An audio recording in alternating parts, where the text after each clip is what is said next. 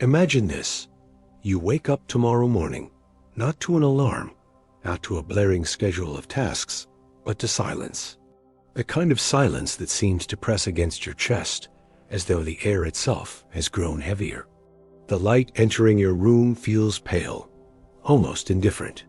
You stare at the ceiling, wondering why you should get up at all. Not because you're lazy, not because you don't have things to do, but because none of it feels tethered to anything real. You scroll through messages, check your calendar, skim the endless stream of news and images, but each glance leaves you emptier than before. And then a thought emerges, slippery but undeniable. Maybe I'm depressed. That's the common answer, isn't it? We've been conditioned to call this hollow ache depression, to medicalize it, to pathologize it, to put it in a neat category. But what if that isn't the truth? What if that word, depression, is only a mask one that conceals something far more unsettling? What if you're not depressed? What if you're disconnected? Disconnected from what, though? That's the more terrifying part. You may feel you have friends, family, even some success, but underneath it all, something essential feels severed. As though you were once plugged into a current that sustained you, and now the cord has been yanked out, leaving sparks but no electricity. And this is where the paradox emerges.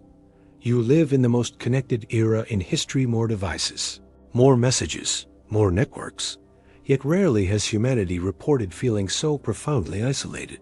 So which is it? Are we more connected than ever or more lost than ever? The contradiction cuts deep, because even when surrounded by others, you can feel utterly alone. Even when bombarded with stimulation, you can feel lifeless. You might smile at a party, laugh at a joke, share pictures online, but when the screen goes dark and the crowd thins, the silence returns. And it whispers, "This isn't living. This is pretending." Isn't it strange? We can talk to people across the world in seconds, yet we struggle to listen to our own thoughts. We can broadcast every detail of our lives, yet feel unseen. We can know 1,000 names, yet not know ourselves. And so, the nagging question grows louder. If this isn't depression, what is it? And why does it feel like a slow suffocation of the soul? Consider this.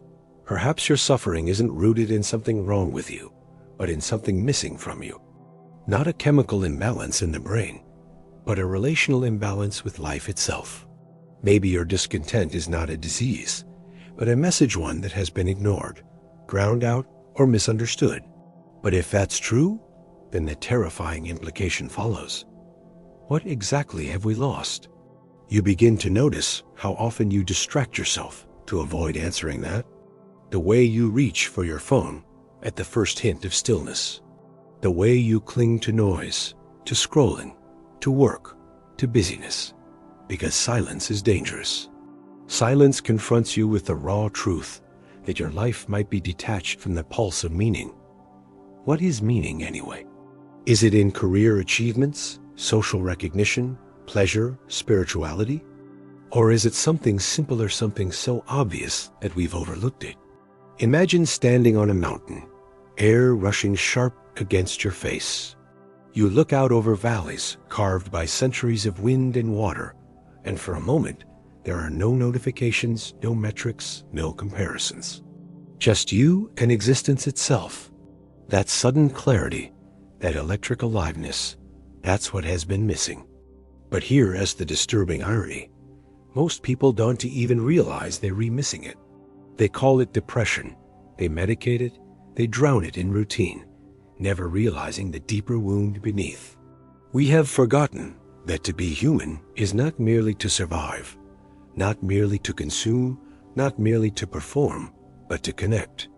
Connect to self, to others, to nature, to purpose. So the great question emerges, the one that should haunt you if you're honest enough to face it. Are you truly depressed? Or have you simply forgotten how to belong to the world? The difference between the two is not small. It is seismic. One treats your despair as a malfunction. The other sees it as a signal. One tells you to numb the ache. The other invites you to follow it to its source. And that is the dangerous, exhilarating path we now stand before. If you have the courage, we will go deeper, not into the surface-level narratives you've been fed, but into the psychological and philosophical roots of this disconnection. Because until you see what has been stolen from you, you cannot reclaim it. So let us ask, what hidden force has estranged us from the very essence of life itself? You suspect that something is off. Not a fleeting sadness, not a bad week, but a deeper fracture that refuses to heal. You've tried productivity hacks, meditation apps, vacations, even therapy. You've read the books, listened to the podcasts, followed the advice, and still the emptiness lingers. Why? To answer this, you have to look beneath the symptoms, beneath the word depression, and confront what lies in the dark foundations of the human psyche. Carl Jung once wrote that modern man is hopelessly unconscious of the fact that he is not master in his own house. What did he mean? He meant that the forces shaping you, your desires, fears, insecurities, are not always your own. They are programmed, influenced, conditioned by forces older and larger than you. The culture you inhabit whispers constantly, be more, do more, show more, buy more. And you, like most, have internalized those whispers until you mistake them for your own voice. But here's the paradox. The more you chase these external scripts, the further you drift from yourself. The more you conform, the more you disconnect. And the disconnection deepens until it begins to feel like an illness. Friedrich Nietzsche warned of this long ago. He spoke of the last man, a figure content with comfort, safety, and superficial pleasures, but stripped of depth and vitality. The last man blinks, he said, describing a hollow creature who avoids struggle, avoids risk, avoids meaning. In many ways, we have become Nietzsche's last men alive, yet unalive, comfortable, yet starving, surrounded by stimulation, yet bored to death. It is not surprising, then, that you feel unmoored. The very structure of modern life cultivates disconnection. Cities built of concrete sever us from the natural rhythms of the earth. Work reduces us to cogs in systems we neither control nor understand. Social media lures us into curated mirrors of identity, where authenticity is replaced with performance. Is it any wonder you feel hollow? You are living in a theater where the script has been written by someone else.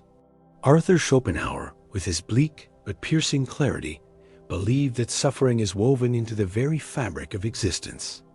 Life, he argued, is propelled by blind striving, an endless will to more, which can never be satisfied. And though his worldview drips with pessimism, perhaps there is truth in it. The more you crave, the more you chase, the more you are pulled from presence away from what is here now. You disconnect, not because you are broken, but because you have been seduced by a horizon that forever retreats. Yet Schopenhauer was not the only one to diagnose this estrangement. Jean-Paul Sartre took it further, declaring that existence itself is absurd, that you are condemned to freedom, condemned to choose in a universe that offers no pre-written meaning. And here lies the source of profound anxiety. In the absence of a divine script, you must invent your own. But instead of embracing this freedom, most retreat. They escape into distractions, into roles assigned by society, into what Sartre called bad faith. And what is bad faith but another name for disconnection? You hide from your own freedom because it terrifies you. Aldous Huxley warned us of yet another danger, not oppression by pain, but by pleasure. In Brave New World, people are not subdued by chains, but by endless distractions, shallow entertainments, and narcotic comforts. Does that not sound eerily familiar? We soothe our unease with scrolling, with binge-watching, with shopping, with pills, with likes. We trade depth for dopamine. And then we wonder why our souls feel starved. And yet, Viktor Frankl, who endured the abyss of Auschwitz, saw something different. He saw that even in the face of unimaginable suffering, humans can endure if they cling to meaning. He declared that those who have a why to live can bear almost any how. But what happens when your why is stolen? What happens when your why has been replaced by hollow substitute status, money, performance that never satisfy the hunger at its core? This is the hidden problem. You have been disconnected from meaning itself, from authentic being, from the very pulse that once gave humanity resilience in the face of suffering. The culture you inhabit has severed the threads that bind you to purpose, to nature, to others, to yourself. And so you float in an ocean of stimulation, yet drown in a desert of meaning. But notice the brilliance of the trap. Because the disconnection is systemic, you blame yourself. You call it depression. You assume you are the broken one. You accept the label, swallow the diagnosis, maybe even the pills, never realizing that you are not malfunctioning, you are responding, as any human would, to an environment that has stripped life of its essence. Think of it this way. Imagine a tree planted in sterile soil, under fluorescent light, fed only with artificial nutrients. The leaves droop, the roots wither. You could diagnose it as sick. You could even attempt to medicate it.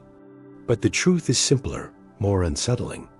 The tree is not sick, it is misplaced.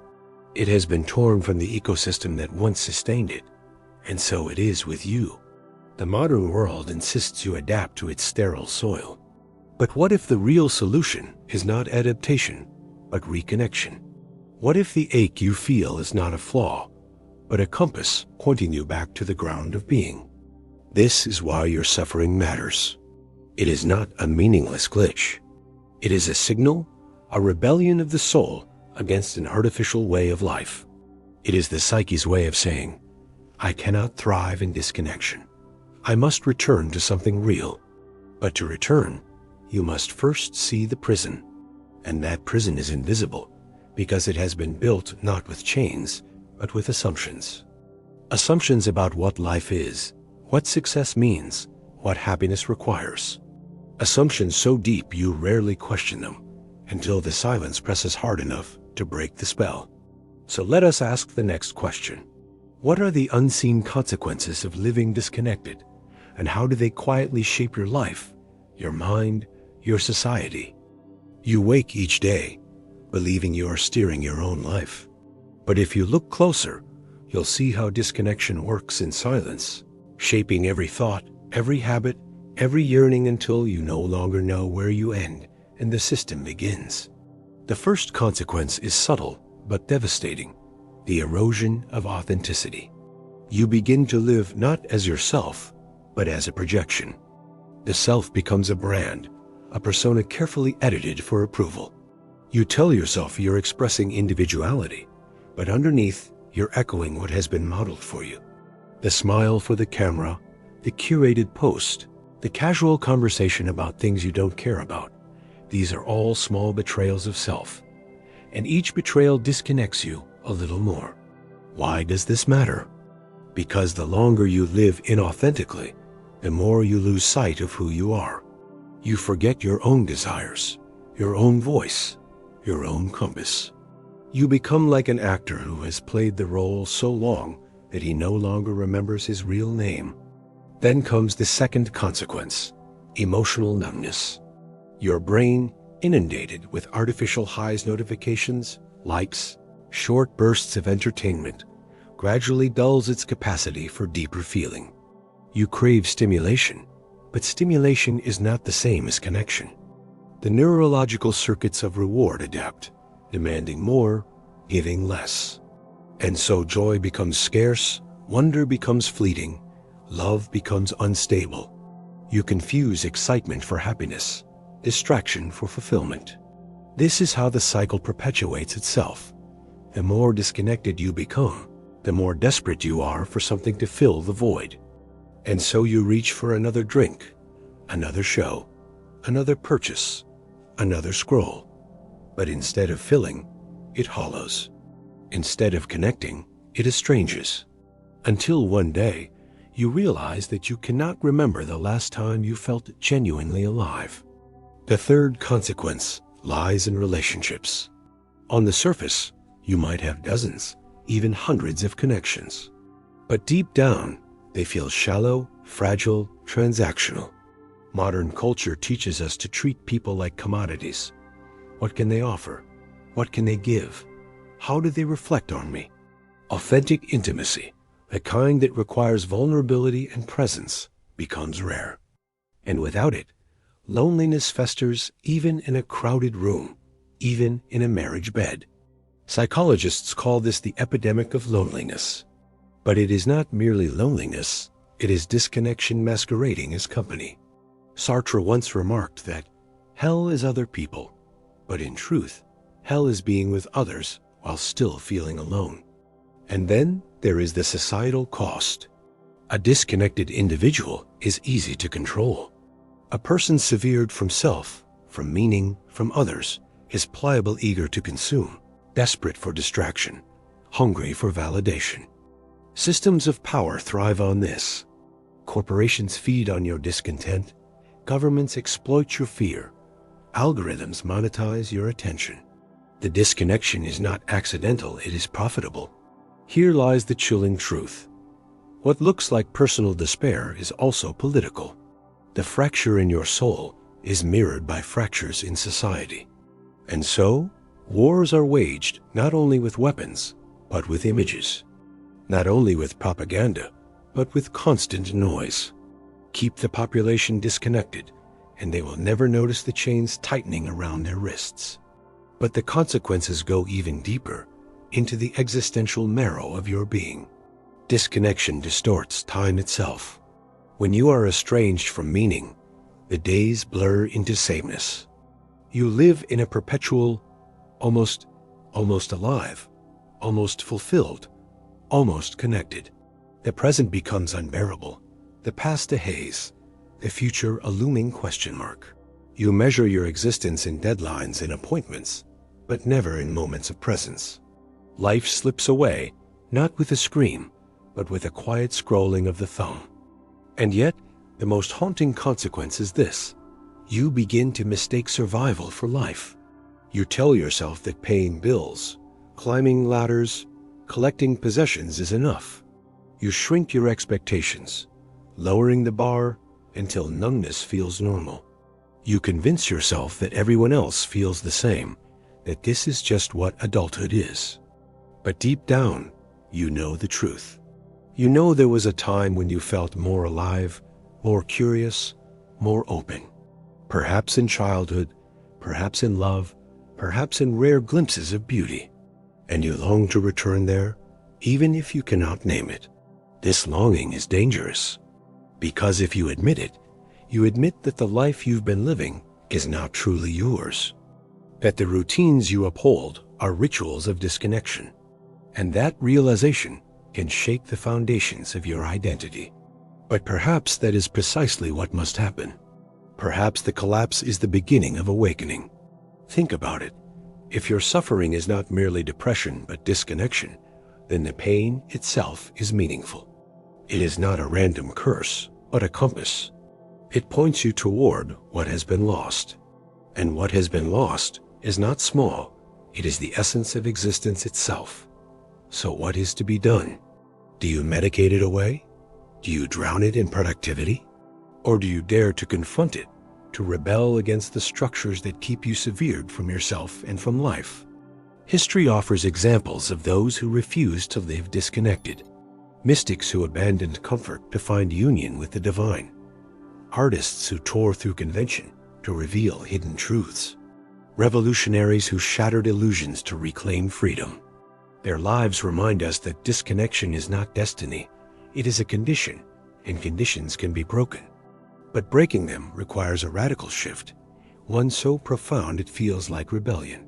Because here is the next question, the one that must be faced if you dare to reclaim your soul. How do you break free from disconnection when everything around you conspires to keep you chained? You've seen the trap. You've felt its weight. The hollow ache of disconnection is no longer hidden behind euphemisms like stress or depression. You know it for what it is. Estrangement from meaning, estrangement from yourself, estrangement from life itself. The question now is not whether you are disconnected, it is what you will do about it. And this is where the rebellion begins. Because make no mistake, reconnection is rebellion. To step outside the machinery of distraction and consumption is not a lifestyle choice, it is an act of defiance.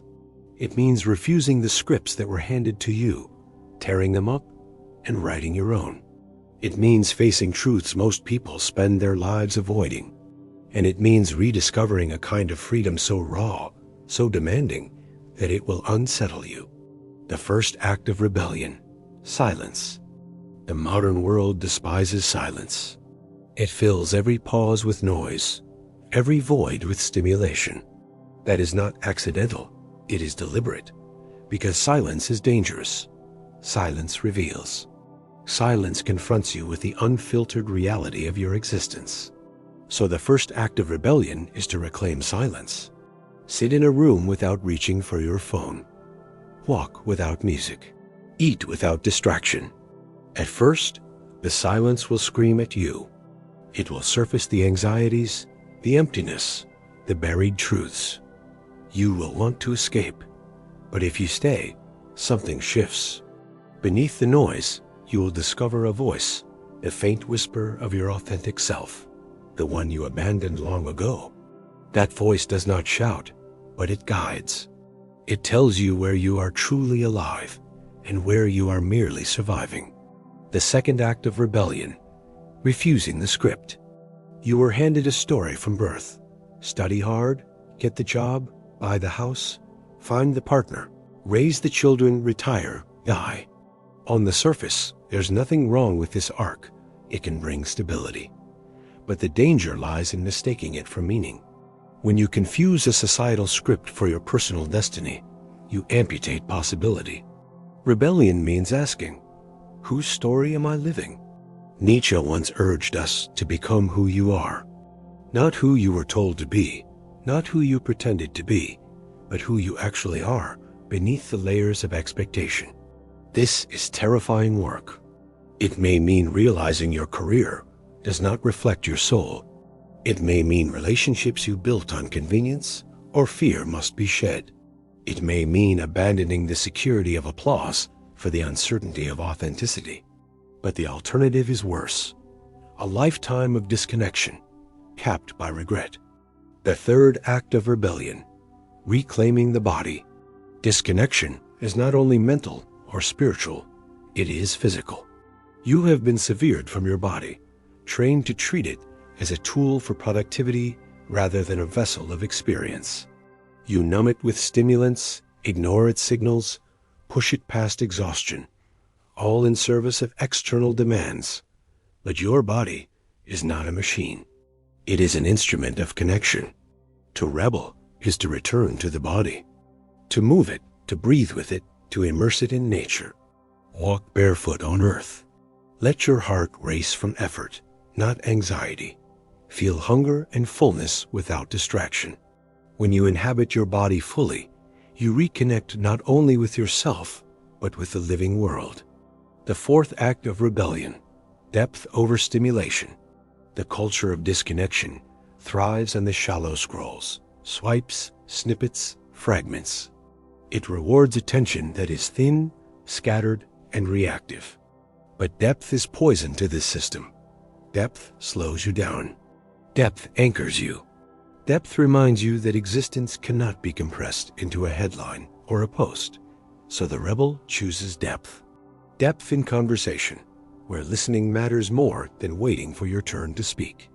Depth in art, where you sit with a book, a painting, a piece of music until it transforms you. Depth in relationships, where you risk vulnerability, risk rejection, risk being seen. To choose depth is to choose to live at a human tempo, not a machine's. The fifth act of rebellion, reconnecting to the whole. Perhaps the greatest illusion of modern life is that you are separate from nature, separate from others, separate from meaning. But this is the root of disconnection.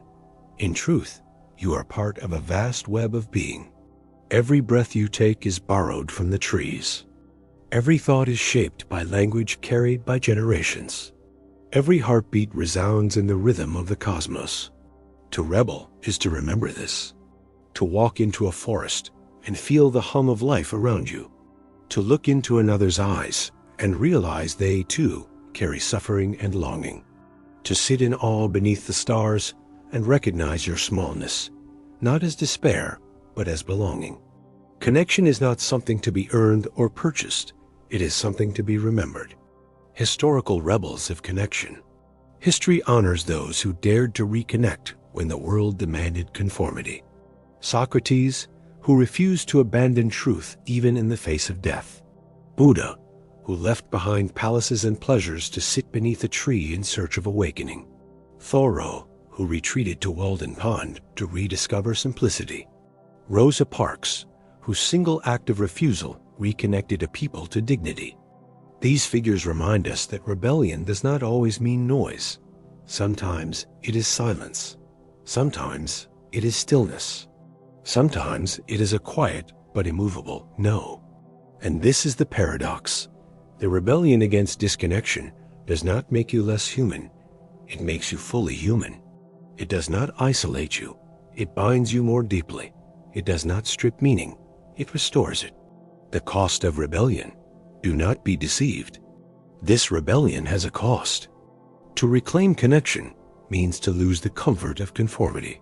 It may mean walking away from relationships that depend on your false self. It may mean being misunderstood, even ridiculed. It may mean shedding illusions you've clung to for decades. But what is the alternative? To live safe but severed. To exist in numbness, waiting for weekends and retirement, calling that life? No better the cost of freedom than the comfort of chains. The invitation. And so, the rebellion is not a movement you join. It is a choice you make. Every day. Every moment. Do you reach for distraction or for presence? Do you chase validation or truth? Do you perform or do you live? This is the quiet revolution. To reconnect in a world built on disconnection. To reclaim silence, story, body, depth, and belonging. To remember that you were never meant to be a cog in a machine, but a pulse in the living whole. And if you dare this rebellion, if you take even the smallest step back into connection, you will notice something. The heaviness begins to lift. The numbness cracks. The silence that once terrified you begins to comfort. And for the first time in a long time, you feel it again, life, rushing back into your veins. But even rebellion is not the end, because behind it lies something deeper still, something final, something ultimate. A truth so profound can reframe everything you're suffering, your disconnection, your entire existence. What is that ultimate truth? That is where we must go next.